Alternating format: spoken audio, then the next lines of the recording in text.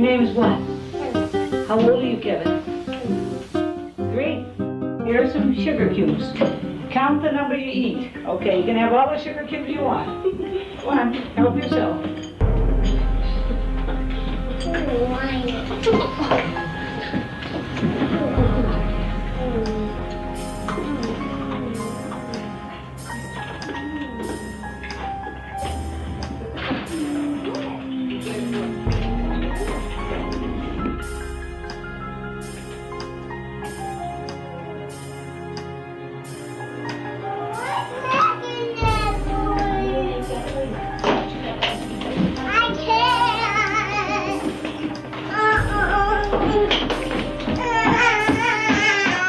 Many parents would interpret this as a temper tantrum.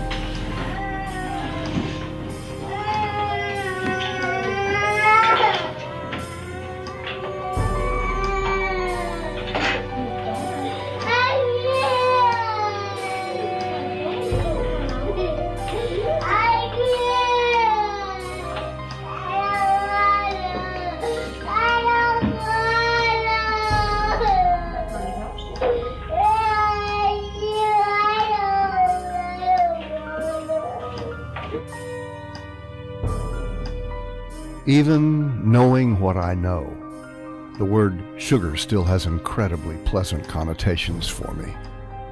My mom called Dad sugar all the time, and occasionally me. And I just can't look at the stuff without feeling a little happy. Despite all the ways it's delivered to us, powder, cube, grain, processed, natural, brown, white, turbinado, or honey from the bee, or syrup from the tree, and no matter what we call it, dextrose, sucrose, fructose, or whatever, it's sugar. And sugar is sugar.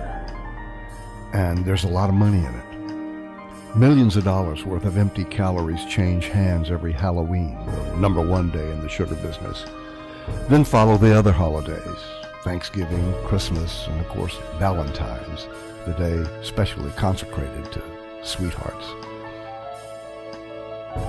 There's even a day when a bunny rabbit lays plastic eggs containing sugar wrapped in pretty foil. That's the 4th biggest sugar day. Scientists at Princeton University fed sugar to rats for several weeks and then took it away from them. The rats showed opioid symptoms identical to drug withdrawal, such as the shakes and teeth chattering, and high-pitched crying and anxiety, even changes in brain chemistry. This looks like food to other people. To me, this is heroin. You know, I could just like put it right in my veins. And in fact,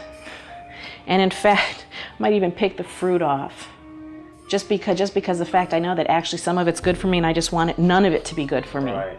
And get rid of the fruit and just crunch down on the rest of it.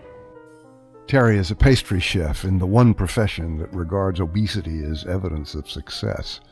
She fights sugar addiction continually, and today it was a losing battle.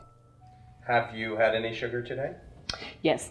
What did you have today? I had leftover birthday cake frosting from my son's birthday on Sunday.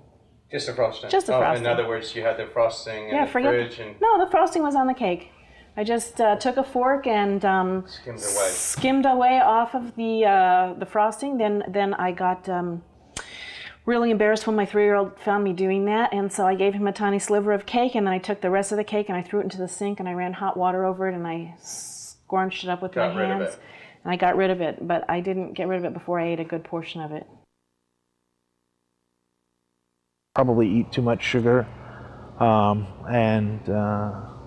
know, it's marketed to them in very insidious ways a lot of the time, like breakfast cereal or, you know, things that are supposed to be good for them. What do we do? Where did it go? What'll become of the fruity part of this good breakfast? The honey sweet crunch of honeycomb cereal.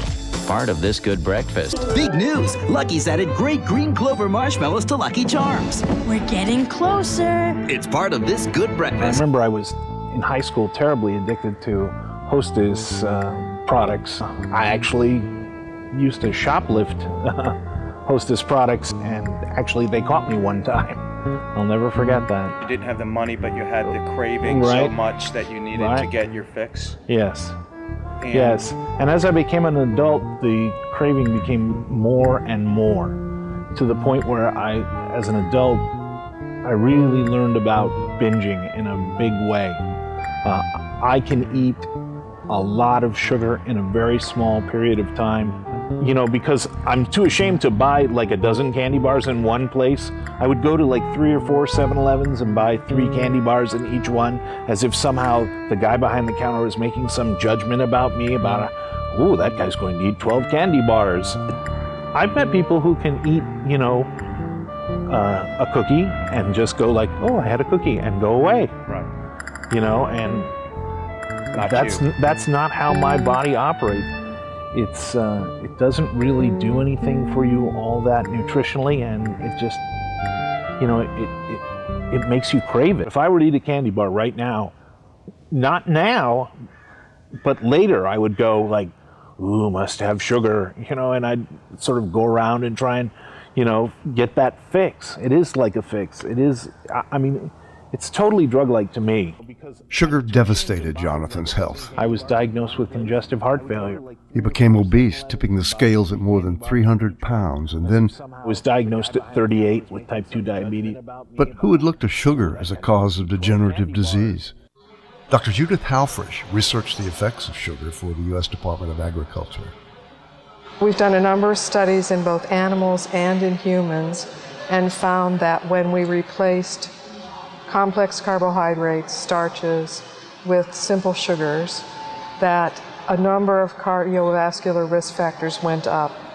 When you were consuming lots of sugar, did you find yourself getting sick a lot?